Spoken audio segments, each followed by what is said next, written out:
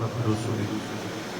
سيدنا ونبينا ومولانا محمد المصطفى المختار فهو خيار من خيار الخيار صلى الله تعالى وبارك وسلم عليه وعلى آله الأطهار وصحابته الأبرار المهاجرين منهم والأنصار والتابعين ومن تبعهم بإحسان ما تعاقب الليل والنهار أما بعد فأعوذ بالله من الشيطان الرجيم بسم الله الرحمن الرحيم وَلَقَدْ كَتَبْنَا فِي الزَّبُورِ مِنْ بَعْدِ الذِّكْرِ أَنَّ الْأَرْضَ يَرِثُهَا عِبَادِيَ الصَّالِحُونَ صدق الله مولانا العظيم إن الله وملائكته يصلون على النبي يا أيها الذين آمنوا صلوا عليه وسلموا تسليما الصلاة والسلام عليك يا سيدي يا رسول الله وعلى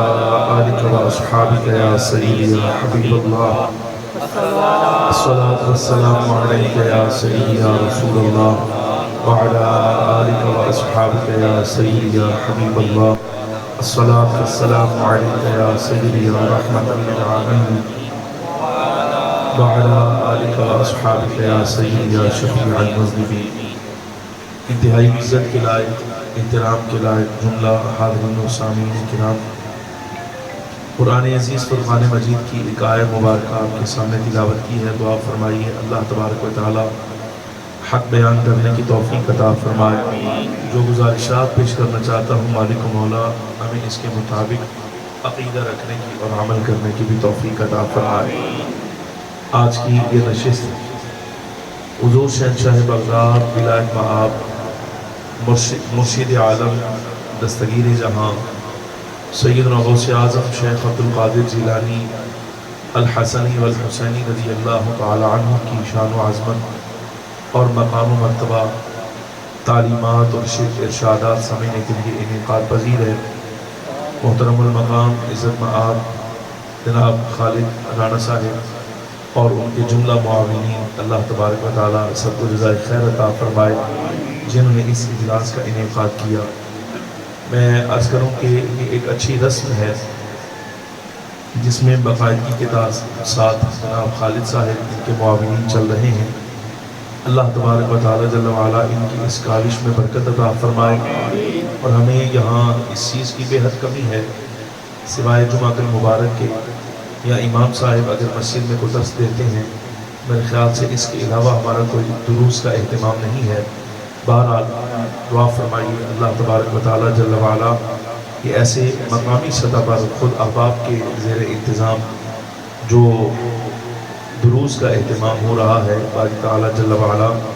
ہمیں بھی اس میں شمولیت اختیار کرنے اور جیسے بھی ہو سکتا ہے اس میں اپنی محبت اور خراج شامل کرنے کی توفیق عطا فرمائے۔ گرامی قدر حاضرین، میں انتہائی اختصار کے ساتھ حضور شہنشاہ بغداد رضی اللہ تعالی عنہ کی سیرت کے حوالہ سے کچھ ضروری باتیں اور اس کے علاوہ آپ کی تعلیمات میں سے کچھ باتیں آپ کے لیے عرض خدمت کروں گا، لیکن اسے اس لحاظ سے سنیے گا، صرف اس لیے نہیں کہ ہمارے پیران پیر دستگیر بہت اعلیٰ ہے، اس میں تو شک کوئی نہیں۔ واقعاتاً اولین و آخرین میں جن زوات کا استثناء ہے ان کے علاوہ حضور شہنشاہ بغداد رضی اللہ تعالی عنہ کو جیسی ولایت اللہ نے عطا فرمائی ہے ایسی تو کسی کو عطا ہی نہیں ہوئی، اس میں کوئی شک نہیں ہے۔ لیکن جس زمانے میں ہم جی رہے ہیں اس دور میں شہنشاہ بغداد رضی اللہ تعالی عنہ کا تذکرہ خیر کرنا صرف اس لیے نہیں ہوتا کہ ہمیں یہ سمجھ آ جائے کہ ہمارے شیخ اور ہمارے مدار بزرگ کتنے اعلیٰ ہیں، بلکہ ان دروس کا اہتمام اس لیے ہوتا ہے کہ جس طرح اللہ تبارک و تعالی جل وعلا نے ہمارے شیخ اور ہمارے آقائے نعمت حضور دستگیر عالم رضی اللہ تعالی عنہ کو بنایا ہے، ہمیں بھی سیرت میں کردار میں حضرت سیدنا شہنشاہ بغداد رضی اللہ تعالی عنہ کی پیروی کرنی چاہیے۔ میں بھی وہی سمجھانے کے لیے حاضر ہوا ہوں، اور آپ بھی تشریف لائے ہیں تو اس مقصد سے آئے کہ ہمیں معلوم ہو جائے سیدنا غوث اعظم رضی اللہ تعالی عنہ کی سیرت، آپ کا کردار اور تعمیر انسانی میں حضور شہنشاہ بغداد رضی اللہ تعالی عنہ کے احوال ہیں وہ کس درجہ کے ہیں۔ داتا صاحب رحمۃ اللہ تعالیٰ علیہ کا وصال سن 465 ہجری میں ہوا یہاں لاہور میں، اور محققین کے قول کے مطابق 4 برس کے بعد یا پھر 5 برس کے بعد حضرت شہنشاہ بغداد سیدنا غوث اعظم رضی اللہ تعالیٰ عنہ کی ولادت مبارکہ سن 470 ہجری میں یا 71 ہجری میں بغداد، یہاں دور ایک عراق کا شہر تھا جسے گیلان کہا جاتا تھا، وہاں حضرت شہنشاہ بغداد رضی اللہ تعالیٰ عنہ کی ولادت مبارکہ ہوئی۔ آپ کے والد گرامی اور والدہ محترمہ دونوں ہی سادات میں سے ہیں، یعنی اس لحاظ سے کہ سیدنا حضور شہنشاہ بغداد رضی اللہ تعالیٰ عنہ کو اللہ تبارک و تعالیٰ نے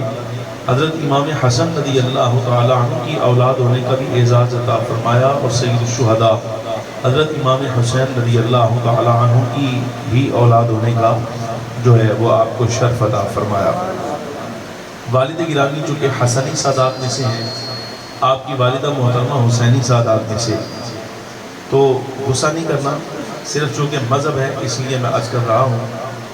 شہنشاہ بغداد رضی اللہ تعالی عنہ کی جو تعلیمات ہیں، چونکہ وہ 2 طرح کی ہیں، ایک ہے عقیدہ سے متعلق اور دوسری ہے عمل سے متعلق۔ عقیدہ سے متعلق حضور میرے آقا دستگیر عالم رضی اللہ تعالیٰ عنہ کی تعلیمات اتنی زبردست ہے، اتنی زبردست کہ آپ نے اہل السنہ والجماعت کے علاوہ جتنے بدعتی مذاہب تھے سب کا نام لے کر ہر ایک کی کتنی شاخیں ہیں اور کیا کیا وہ مذاہب ہیں، ان کے نظریات کیا ہیں، وہ سارا کچھ آپ نے بیان کیا۔ حضور شہنشاہ بغداد رضی اللہ تعالیٰ کی اس تعلیمات کے پہرائے میں شیعہ مذہب نے سرے سے انکار کر دیا کہ آقا نعمت سیدنا دستگیر عالم رضی اللہ تعالیٰ عنہ امام حسن کی اولاد ہے ہی نہیں، بلکہ آپ سید آپ کے سید ہونے کا بھی انکار کیا، اور بنیاد بنایا کہ حضرت سیدنا امام حسن رضی اللہ تعالیٰ عنہ کی تو ساری اولاد جو ہے وہ میدان کربلا میں سید الشہداء حضرت امام حسین رضی اللہ تعالیٰ عنہ کے ہمراہ شہید ہو گئی تھی۔ تو جب امام حسن کی کوئی اولاد باقی ہی نہیں رہی تو شہنشاہ بغداد کے بارے میں یہ کہنا کہ آپ حسنی اولاد میں سے ہیں، سادات اسنیہ میں سے ہیں، یہ کیسے ممکن ہے؟ یہ انہوں نے بنیاد بنایا۔ جواباً عرضگزار ہوں، واقعاتاً امام حسن رضی اللہ تعالیٰ عنہ کی ساری اولاد میدان کربلا میں حضرت سید الشہداء امام حسین رضی اللہ تعالیٰ کے ساتھ شہید ہوئی، اس میں کوئی شک نہیں، لیکن یہ اللہ تبارک و تعالیٰ جل وعلا کی قدرت ہے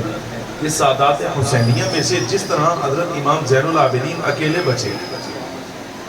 امام حسین کی بھی ساری اولاد شہید ہوئی، اور ان میں صرف حضرت سید سجاد امام زین العابدین رضی اللہ تعالیٰ عنہ آپ حیات رہے۔ حضرت امام حسن رضی اللہ تعالیٰ عنہ کی ساری اولاد شہید ہوئی سوائے ایک بیٹے کے، ان کا نام تھا امام حسن بن حسن رضی اللہ تعالیٰ عنہ۔ امام حسن کے بیٹے تھے، اپنا نام بھی حسن تھا، انہیں حسن ثانی دوسرا حسن ہونے کے ناطے حسن مثنیٰ کہا جاتا ہے۔ حضرت امام حسن مثنیٰ رضی اللہ تعالیٰ عنہ آپ میدان کربلا میں موجود تھے، زخمی بھی ہوئے، کوفیوں نے آپ کو وہاں سے اٹھایا زخمی حالت میں، 3 مہینے کوفہ شہر میں حضرت امام حسن مثنیٰ رضی اللہ تعالیٰ عنہ کا علاج معالجہ ہوا۔ جس وقت آپ صحتیاب ہو گئے تو جس طرح سے حضرت سیدنا امام زین العابدین رضی اللہ تعالیٰ عنہ کو باقاعدہ طور پر زنجیروں میں گرفتار کر کے تو یہاں دمشق لایا گیا تھا دربار یزید میں، ایسے ہی حضرت امام حسن مثنیٰ رضی اللہ تعالیٰ عنہ کو بھی گرفتار کر کے کوفہ سے دربار یزید میں پیش کیا گیا۔ تو جس طرح اللہ تبارک و تعالیٰ جل وعلا نے اپنی قدرت کاملہ سے حضرت سیدنا امام زین العابدین رضی اللہ تعالیٰ عنہ کو محفوظ رکھا، امام حسن کی اولاد میں سے آپ کے بیٹے حسن مثنیٰ رضی اللہ تعالیٰ عنہ کو بھی ایسے ہی محفوظ رکھا۔ اس طرح سے امام زین العابدین سے سادات حسینیہ کا شجر نسب چلا، اور حضرت امام حسن مثنیٰ سے سادات حسنیہ کا جو شجرہ ہے وہ آگے چلا، اور اسی نسب سے آگے چل کر میرے آقا نعمت حضور دستگیر عالم سیدنا غوث پاک رضی اللہ تعالی عنہ آپ کا تولد بنس کائنات ہے۔ آپ جیلان میں ہمارے ہاں سادات حسنیہ میں سے حضرت سیدنا داتا صاحب رحمت اللہ تعالی علیہ آپ کا نسب نامہ بھی امام حسن کی اولاد سے ملتا ہے، سبحان اللہ۔ اور بر صغیر پاک و ہند میں حضرت خواجہ خواجگان خواجہ معین الدین چشتی اجمیری رحمت اللہ تعالی علیہ آپ بھی امام حسن رضی اللہ تعالی عنہ کی اولاد میں سے ہیں۔ اگر امام حسن کے بارے میں انکار کیا جائے کہ آپ کا نسب آگے نہیں بڑھا تو نرا شہنشاہ بغداد رضی اللہ عنہ کے بارے میں ہی نسب کا انکار نہیں ہوگا، بلکہ داتا صاحب کے نسب کا بھی انکار ہو جائے گا اور خواجہ خاقان کے نسب کا بھی انکار ہو جائے گا کہ معاذ اللہ وہ بھی سید نہیں ہے۔ یہ محاذ صرف وہ 60 کڑے اور انہوں نے سادے لفظوں میں آگے سمجھے کہ حضور شہنشاہ بغداد رضی اللہ تعالیٰ عنہ کے عقیدہ میں اہل السنہ کے علاوہ آپ نے کسی کو خاطر میں نہیں رکھا، آپ نے کسی کے ساتھ مربت کا اظہار نہیں کیا، تو بس وہ سمجھیے کہ جو 60 اندر تھا وہ نکالا ہے کہ سرے سے حضور شہنشاہ بغداد رضی اللہ تعالیٰ کے بارے میں انکار کر دیا کہ آپ امام حسن کی اولاد میں سے کیسے ہو سکتے ہیں، امام حسن کی تو اولاد ہی کوئی نہیں باقی رہی۔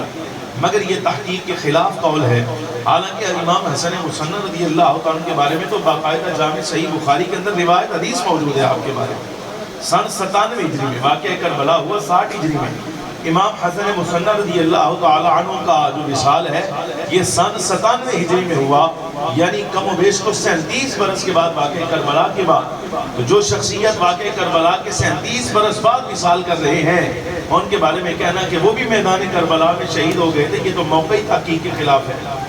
جامع صحیح بخاری کے اندر آپ کے بارے میں روایت موجود ہے، امام حسن مصنع رضی اللہ تعالی عنہ کتنے بڑے اللہ کے ولی ہیں آپ بھی دیکھیے گا، امام حسن کی اولاد میں سے بیٹے آپ کے اتنے بڑے آپ ولی ہیں کہ جب آپ کا وصال ہوا حضرت امام حسن مصنع کا، یہ جامع صحیح بخاری کی روایت ہے، آپ کی عالیہ محترمہ نے کس طرح شامیانہ لگایا اور 1 سال تک حضرت امام حسن مصنع کی قبر سے آپ نے آپ کی زوجہ محترمہ کی مشکات کے اندر بھی روایت ہے، کتاب الجنائز کے اندر آخر میں موجود ہے، 1 سال تک شامیانہ لگائے رکھا، وہی موجود رہی، اور آپ کا جو مزار شریف ہے یہ مدینہ منورہ سے کچھ باہر ینبوع شہر ہے، وہاں اس وقت ایک میدان میں ہے، ایک درخت کے نیچے صحرا تھا اس وقت۔ اچھا بہرحال جس وقت سال پورا ہوا اور شامیانہ ہٹایا اور ارادہ یہ ہے کہ آج میں یہاں سے جا رہی ہوں، تو غیب سے آواز آئی، یہ بخاری کی روایت ہے، غیب سے آواز آئی کہ آپ اس خاتون نے جس مقصد کے لیے خیمہ یہاں لگایا تھا اس نے اپنا مقصد پا لیا ہے یہاں پر۔ غیب سے آواز حسن مصنع اللہ تبارک و تعالیٰ جل وعلا کے سادات حسنیہ میں سے اتنے پائے کے بزرگ ہیں اور اللہ رب العالمین جل وعلا کے اتنے کامل بندے ہیں کہ ان کی اہلیہ محترمہ کے لیے سال کے بعد جو ہے وہ غیب سے آواز بھی ظاہر ہوئی ہے۔ گرامی قدرات ہیں، یہی حسن مصنع رضی اللہ تعالی عنہ ہیں جن کی اولاد میں سے میرے آقا حضور شہنشاہ بغداد رضی اللہ تعالی عنہ آپ کا تولد ہوا۔ 15 سال سے کچھ زائد برس عمر تھی آپ کی، مسئلہ سمجھیے گا، یہ ہے تعلیم اور تربیت کے لیے۔ 15 سال سے کچھ زائد عمر تھی حضرت شہنشاہ بغداد رضی اللہ تعالی عنہ کی۔ وہ ایک خاص واقعہ میں کئی مرتبہ آپ کے سامنے عرض کر چکا، آپ نے بھی سنا ہے کہ تعلیم کی اجازت لے کر اپنی والدہ محترمہ سیدہ ام الخیر احمد الجبار رضی اللہ تعالی عنہ سے میرے آقا دستگیر عالم رضی اللہ تعالی عنہ بغداد معلیٰ کی طرف سفر آپ نے شروع فرمایا تعلیم کی غرض سے۔ یہاں جس وقت آپ بغداد تشریف لائے تو اپنے زمانے کے بہت بڑے کامل عالم بھی اور ولی بھی، کامل عالم بھی اور ولی بھی، حضرت شیخ حماد بن مسلم الدباغ الدباس رضی اللہ تعالی عنہ، شیخ حماد دباس بہت بڑے اپنے زمانے کے عالم تھے، یعنی اتنی بڑی شخصیت کہ بغداد اس وقت مرکز علم تھا، بغداد مرکز علم تھا۔ آپ اپنا شہر گیلان چھوڑ کر بغداد آئے حصول علم کے لیے، اور یہاں شیخ حماد دباس اتنی بڑی شخصیت ہے کہ مرکز علم میں جہاں ہر طرف دیکھا جائے تو کہیں بڑا مفسر بیٹھا ہے، کہیں بڑا محدث بیٹھا ہے، کہیں بڑا فقیہ بیٹھا ہے، بڑے بڑے کامل علماء موجود ہیں۔ لیکن اس زمانے میں خاص طور پر جو شہرت تھا علم کے لحاظ سے حضرت شیخ حماد رضی اللہ تعالی عنہ کا تھا۔ میرے آقا دستگیر عالم جب آپ کی خدمت میں حصول علم کے لیے پہنچے تو سب سے پہلے گرامی قدرات شیخ حماد رضی اللہ تعالی عنہ نے حضرت شہنشاہ بغداد رضی اللہ تعالی عنہ کو قرآن عزیز حفظ کرایا۔ دستگیر عالم حافظ قرآن تھے، دستگیر عالم حافظ قرآن تھے، شہنشاہ بغداد جن کی نسبت کی وجہ سے آپ اپنے آپ کو قادری کہتے ہیں، میرے عزیزو وہ حافظ قرآن تھے۔ آپ اندازہ فرمائیے اس زمانے کا شیخ ناظرہ قرآن بھی نہ آتا ہو اور اپنے آپ کو پیر کہے کتنا بڑا ظلم ہے۔ گزارش سمجھ آ رہی کہ نہیں آ رہی؟ یار یہ دنیا کا اصول ہوتا ہے. مثلا خالد صاحب ہے ہمارے, خالد صاحب بیٹھے ہیں یہاں پر, ان کا یہ دفتر ہے, اندر کرسی لگی ہے. مثال کے طور پہ اگر کوئی انجانا سا بندہ آگے ایسے ہی اس کرسی پر بیٹھ جائے, یا کسی بڑے دفتر میں کوئی صاحب منصب ہے بندہ,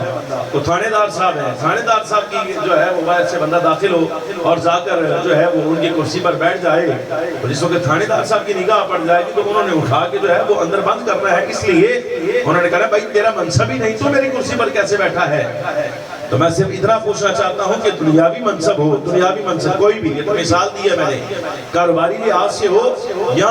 اقتدار کے لحاظ سے, کوئی بھی منصب ایسا جہاں نااہل بندہ بیٹھ ہی نہیں سکتا, اگر بیٹھ جائے تو باقاعدہ وہ سزا کا حقدار ہے.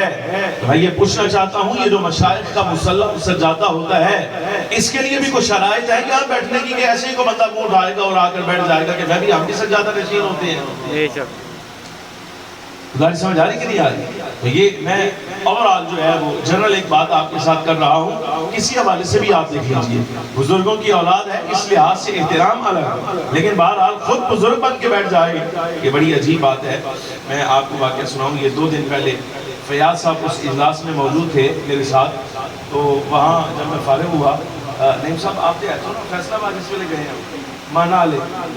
وہ فیصلہ آباد ہم گئے تو مجھے ایک بندے نے نا وہاں پر, وہ بڑا عالم محبت اس سے درویش تھا, وہ خالد حسین خالد صاحب کے بارے میں جو کہتا تھا کہ میں ان کے ساتھ آتے پڑھتا تھا, اس نے وہ جملہ کہا, نعیم صاحب کو یاد ہوگا, مجھے کہنے لگا کہ پیر صاحب تسی بزرگ ہو, پڑھے لکھے بندے ہو, آپ پیر صاحب بھی ہیں, میری ایک نصیحت ہے آپ کو, وہ یہ کہ بہت زیادہ ادب کرنے والے جڑے مرید ہوندے نے نا انہاں کولوں بچنا. نہیں سمجھ آئی تھی, بہت زیادہ ادب کرنے والے جڑے مرید ہوندے نے انہاں کولوں بچنا. میں پچھلے دنوں تقریر کر رہا تھا کہ یہیں لاہور میں, یہ کوئی 2 دن پہلے کی بات ہے, وہ بہت زیادہ ادب جناب, اتنا ادب کہ میں تنگ آ گیا اس بندے دے ادب کولوں, خدا خیر کرے, میں بڑا پریشان, میں کہ یار اتنا بھی ادب جڑا نا مینوں آپ شرم آنی شروع ہو گئی ہے, میں کہڑا احترام ہے جڑا میرا پہ کرتا ہے. اچھا یہ عجیب بات ہے کہ بعض اوقات لوگ ایسے بھی ہوتے ہیں کہ جس کا احترام کر رہے ہیں, اگر وہ کوئی بات سمجھائے نا تو اس کی بات بھی ماننے کو تیار نہیں ہوتے. تو یہ وہ جملہ ہے جس کے بارے میں درویش نے کہا تھا, میں بہت زیادہ ادب کرنے والے جو لوگ نے نا اینا کو بھی بچنا. تو بہرحال آپ یہ وہ ادب کے فکر کو نے میں نے بھی کام لایا کہ جس وقت میں بیٹھا نا تقریر کرنے کے لیے, تو نہیں یہ ہو رہا جی, اے ہن 2 دن پہلے دی گل ہے, تو وہ 2 دن پہلے وہ جس وقت میں بیٹھا تقریر کرنے آتے, کہ میرے نال کرسی پہ اتنے ایک چھوٹا جا بچہ بیٹھا ہے جی, کوئی 7-8 سال کا, تو پائی ہے, آندہ ہے میری بہت خواہش تھی, میری بہت زیادہ خواہش تھی, زبردست قسم کی میری تمنا تھی, میرا یہ تھا, میرا وہ تھا کہ میرے گھر میں آل اولاد آ جائے, آل نبی آئیں, اولاد علی آئیں, اور میں ان کے سامنے ان کے ہاتھ سے اس بچے کی دستار بندی کراؤں کہ میں مر گیا تو میرے بعد آستانہ شریف یہ بچہ چلائے گا. میں چلانا تیرا آستانہ, میں تیری تمنا پوری کرتا ہوں. اس نے سپیکر میں اعلان کر دیا. میں بہرحال اس تو بعد پونے 2 گھنٹے میں تقریر کی تھی اٹھے ڈٹ کے حضور شہنشاہ بغداد رضی اللہ تعالیٰ کی شان بیان کی تھی. جس وقت وہ مرحلہ آیا نا, اس نے سپیکر پکڑ کے کہا جی دستار بندی کرو کہ میرے بعد ہے میرا جانشین ہے, میرا سجادہ نشین ہے. میں تو کل پوچھا, میں کہا تو آپ کون ہیں یارہ, تو کون؟ اچھا آپ اندازہ کریں, وہ پروگرام تھا ایک سٹور میں, کہ ڈپارٹمنٹل سٹور نہیں ہوتا وہ, یعنی بندہ خود ڈپارٹمنٹل سٹور چلاتا ہے. میرا آستانہ شریف جو ہے چلائے گا, ایدی دستار بندی کرو. میں نے کلہ وہ پکڑ کے میں نے اس بچے کے سر پہ رکھا, لیکن سپیکر پکڑ کے رکھنے سے پہلے کہا, میں کہ دستار بندی سجادہ نشینی دی نہیں کرتے, اعلان کر کے جا رہا ہوں, اینو پہلے پڑھا, اینو دین پڑھا, اے دین پڑھ گیا, جے میں زندہ رہا تو زندہ رہا, دیتا آگے دی سجادہ نشینی دی دستار کرنا, وہ پہلے نہیں کرنا. یہ صرف اس لیے رکھ رہا ہوں کہ تو لے آیا ہے, اس لیے نہیں سمجھا. یہ مسئلہ مطلب یہ ہے بھائی, جو بات ہم آپ کو سمجھا رہے ہیں, ہم ہر ملا یہ کرنے کے لیے بھی تیار ہیں. تو میرے آقا دستگیر عالم رضی اللہ تعالیٰ عنہ باقاعدہ طور پر حافظ قرآن ہے, اور میرا حافظ قرآن نہیں بلکہ آپ کی شان یہ ہے جس وقت علم آپ نے پڑھ لیا. آپ اندازہ فرمائیے, ہمارے ہاں تو موروثی کام چلتا ہے وراثت, بھائی والد صاحب انتقال کر گئے تو ان کا بیٹا جانشین, وہ انتقال کر گیا تو ان کا بیٹا جانشین, یہ ہے وراثتی کام. حالانکہ سجادہ اور مصلی یہ وراثتی نہیں ہوتا, اس میں وراثت نہیں چلتی, اس میں اصول چلتا ہے اس بات کا کہ اگر وہ منزلہ ہے، اس کے بعد آنے والا بندہ اس کے جتنا برابر کا ہم پلہ ہوگا تو اس کے مسلح پر بیٹھ سکتا ہے، وگرنہ قریب ہی نہ، وہ چاہے اولاد میں سے ہو یا اولاد کے علاوہ۔ اب مسئلہ سمجھیے گا، دستگیر عالم رضی اللہ تعالیٰ عنہ آپ تو تھے گیلان کے رہنے والے، آپ کے والد گرامی تھے حضرت شیخ ابو موسیٰ جنگی دوست رحمت اللہ علیہ، آپ کے والد گرامی،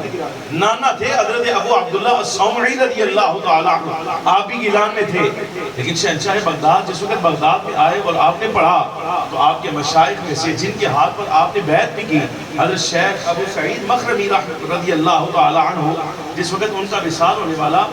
ہوا، جب وصال قریب آیا تو شہنشاہ بغداد رضی اللہ تعالیٰ عنہ شاگرد بھی تھے، ان کے مرید بھی تھے۔ آپ اندازہ فرمائیے انہوں نے اپنی اولاد میں سے کسی کو نامزد نہیں کیا بلکہ پورے بغداد میں اعلان کر دیا، فرمایا میرا وصال ہونے والا ہے، میرے بعد میرا یہ مدرسہ بھی حضرت شیخ عبد القادر جیلانی کا ہے اور میرا مصلی بھی ان کا ہے، ان کے بعد یہ نعرہ تکبیر، نعرہ وصال، نعرہ حیدری، نعرہ غوثیہ، علامہ اہل سنت۔ یار آپ نے تو صرف یہ سنا نا کہ آقا و مولا دستگیر عالم رضی اللہ تعالیٰ عنہ کی یہ شان تھی کہ آپ نے مردے زندہ کر دی، بالکل کی ہے، اس میں کوئی شک نہیں، لیکن کیا کبھی آپ نے یہ سوچا ہے کہ میرے آقا دستگیر عالم رضی اللہ تعالیٰ عنہ اس مقام تک آئے کیسے ہیں؟ آپ اندازہ فرمائیے بغداد میں جس وقت آپ پڑھتے تھے 8 سالی ہوئی، امام ذہبی رحمت اللہ تعالیٰ علیہ نے سیر و اعلام النبلاء میں لکھا، فرماتے ہیں کہ اس وقت اہل بغداد کا یہ حال تھا کہ شہنشاہ بغداد رضی اللہ عنہ فرماتے ہیں کہ میں نے ارادہ کیا کہ چلو میں نہر کے قریب کہیں جاتا ہوں، وہاں درخت ہیں، وہاں جا کر کو 2-4 پتے توڑ لاتا ہوں اور وہ کھا کے چلو کچھ گزارا کرتا ہوں، اس لیے کہ زمین اناج تو اگا نہیں رہی تھی، آسمان سے بارش نہیں ہو رہی تھی، کات سالی تھی ساری کی ساری، مال جتنا تھا سارا کا سارا سرمایہ وہ لوگوں کا لگ چکا تھا، ہاتھ میں تھا کچھ نہیں، کھانا بھی نہیں کھا سکتے تھے۔ اس دور میں حضرت شہنشاہ بغداد رضی اللہ عنہ فرماتے ہیں جب کہ میں طالب علم تھا، میں پڑھتا تھا، تو میں نے ارادہ کیا کہ چلو بغداد کے ساحل پہ جا کر میں بھی دیکھتا ہوں کہ 2-4 پتے مجھے بھی میسر آ جائیں۔ فرماتے ہیں جب میں وہاں ساحل کنارے پر پہنچا تو دیکھا کہ سارا کا سارا بغداد میرے سے پہلے وہاں پر پتے اتار رہا ہے،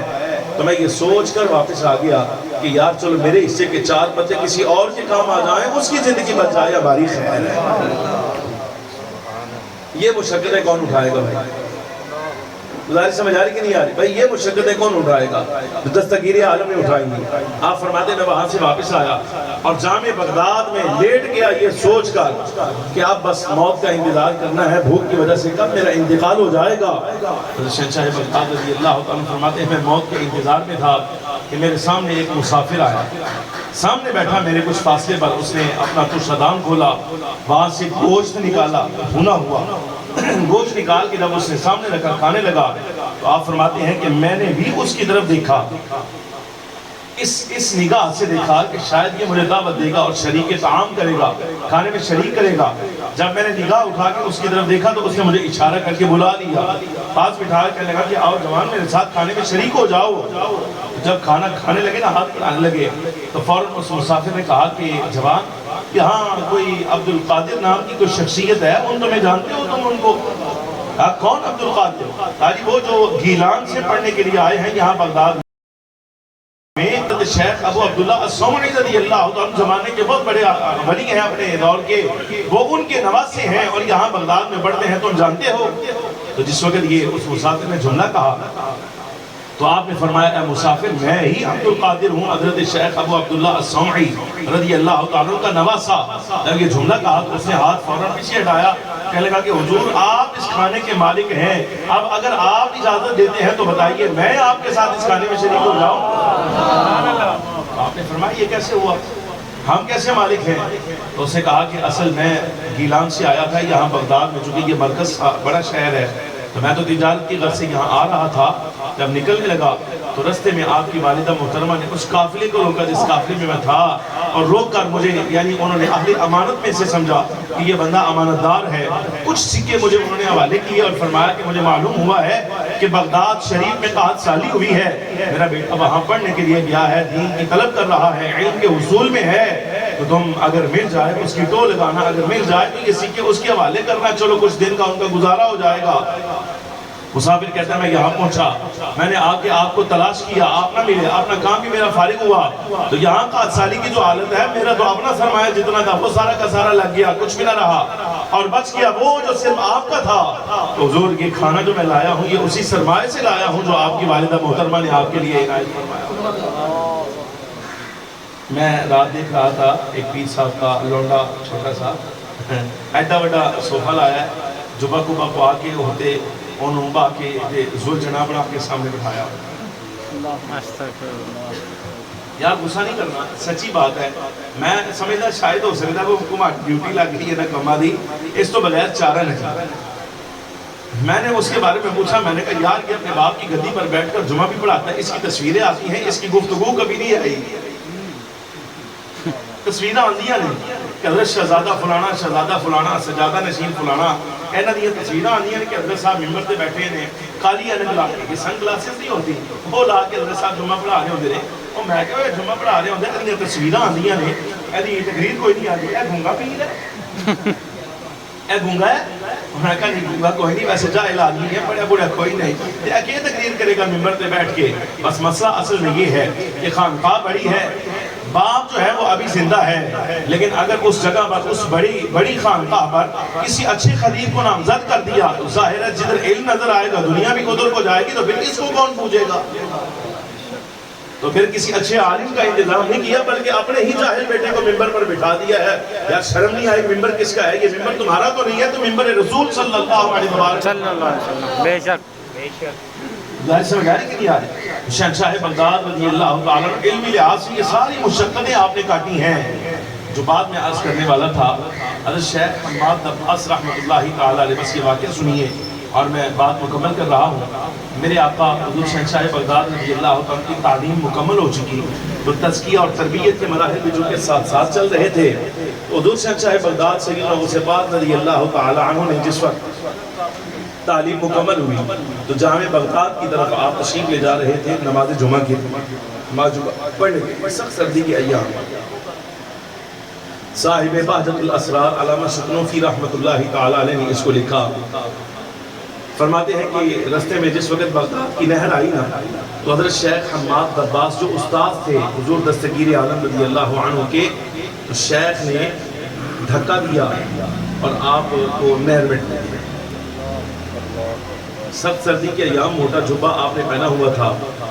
تو جس وقت باہر نکلے تو بڑی خاموشی کے ساتھ آزمائش تھی، استاد صاحب نے ایسا کیا تھا، شیخ نے ایسا کیا تھا، تو حضور شہنشاہ بغداد نے اپنا جبہ اتارا، جبہ نچوڑ کے نا تو واپس اسی کو پہن لیا اس ارادے سے کہ اگر میں جبہ یا کپڑے تبدیل کرنے کے لیے واپس گیا تو میری نماز جمعہ رہ جائے گی۔ یہ آپ کے لیے سبق ہے،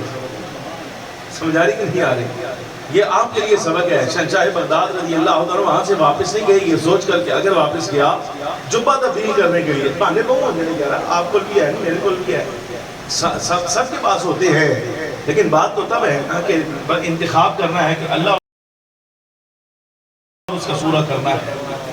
مطلب یہ کہ اگر بندے کے سامنے فریضہ کھڑا ہو، نماز عصر ظہر مغرب عشاء کھڑی ہو اور نماز جمعہ کھڑی ہو یا نماز عید، اور بندہ اپنی خواہش پوری کرنا سے چلا جائے تو سادے لفظوں میں یہی کہا جائے گا کہ اس نے اللہ اور اس کے رسول کے حکم کے سامنے اپنی خواہش کو پورا کیا ہے،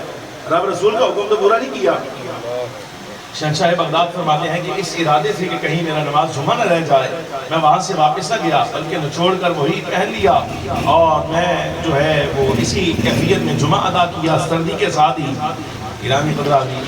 میرے آقا دستگیر عالم رضی اللہ تعالیٰ عنہ کا جب وہ مقام آیا جس وقت آپ نے فرمایا قدمی ہذہ علی رقبتی کل بلیغ للہ، تو اس زمانے میں آپ اپنے مشائخ کی قبروں پر جایا کرتے تھے، اپنے اساتذہ کے مزارات پہ آپ جایا کرتے تھے۔ حضرت شیخ حماد عباس رحمۃ اللہ تعالیٰ علیہ کی قبر پر آپ تشریف لائے گئے، استاد تھے، وہی مثال فرماتے تھے جنہوں نے نہر میں دھکا دیا تھا، ان کی قبر پر جس وقت آئے اور آ کر یہاں بیٹھے تو اللہ تبارک و تعالیٰ جل وعلا نے نگاہ سے حجاب اٹھایا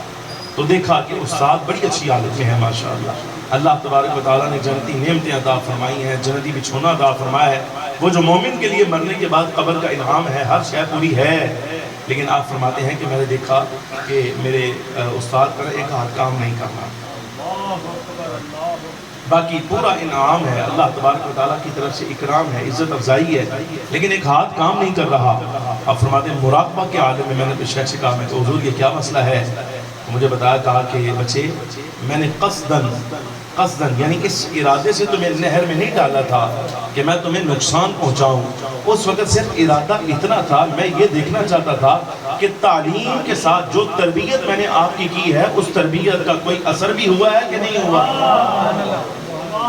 یعنی صبر کرنا، اور استاد کے سامنے بد کلامی نہ کرنا،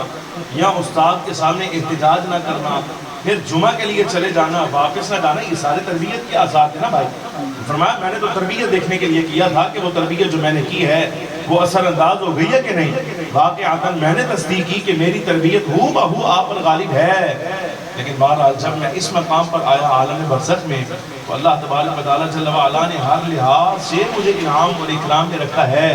لیکن چونکہ اسی ہاتھ کے ساتھ میں نے آپ کو نہر میں ڈالا تھا تو اللہ تبارک و تعالیٰ جل وعلا نے آپ کی طرف سے انتقامی کارروائی کرتے ہوئے میرے اس ہاتھ کو مفلوج رکھا ہے، بس یہ ہاتھ میرا کام نہیں کرتا۔ دستگیر عالم رضی اللہ تعالیٰ عنہ جس وقت آپ مراقبہ کی کیفیت آپ نے دیکھا تو بہت پریشانی کی کیفیت آپ پر آئی، اچانک جو ہے وہ پریشانی چھٹ گئی اور خوشی کے آثار۔ آپ جس وقت آپ شیخ کے مزار اور قبر مبارک سے اٹھے تو گرامی قدر حاضرین حال یہ تھا کہ آپ بہت خوش ہیں،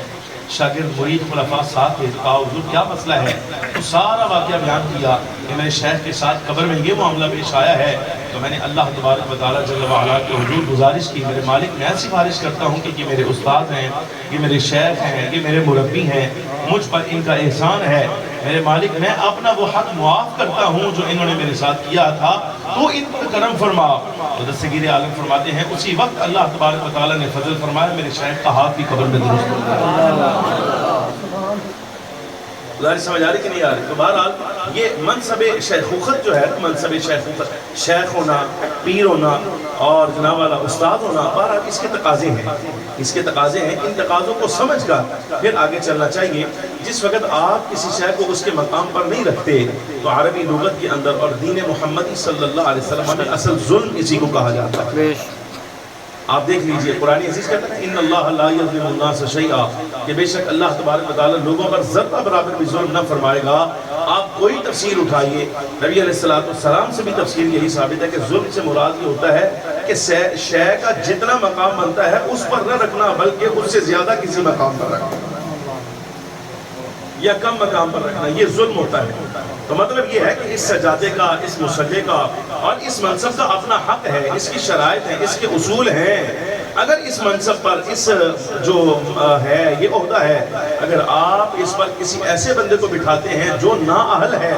تو اس کا مطلب یہ ہوا کہ جناب آپ نے اس منصب کے ساتھ ظلم کا رویہ کیا ہے، آپ نے اس منصب کا حق ادا نہیں کیا۔ یہی حال ہے گرامی قدر حاضرین آج کل کے اکثر جو ہے وہ دورانیوں کا۔ اللہ تبارک و تعالیٰ جل وعلا نے